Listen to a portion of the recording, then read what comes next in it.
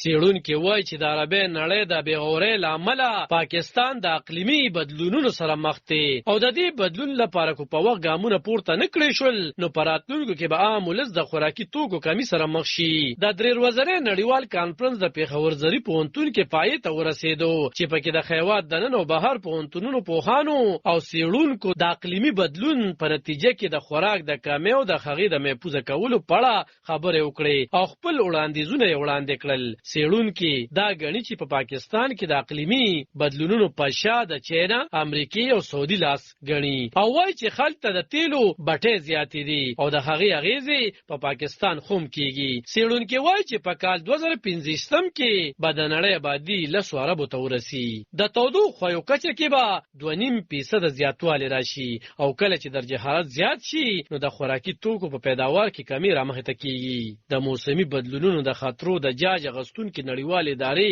2021 د ریپورت تر مخه پاکستان په نړۍ کې په 8م نمبر هغه هیوادونو کې شامل دی کوم چې د موسمي خطرو سره مخ دي. خو څېړونکي وایي کو د اوبو په استعمال کې احتیاط ونه شو او د ونو بوټو په کرلو توجه ورکړي شي نو دا خطر قابو کېدی شي. عالب خان شیرپو دلبر نیوز 400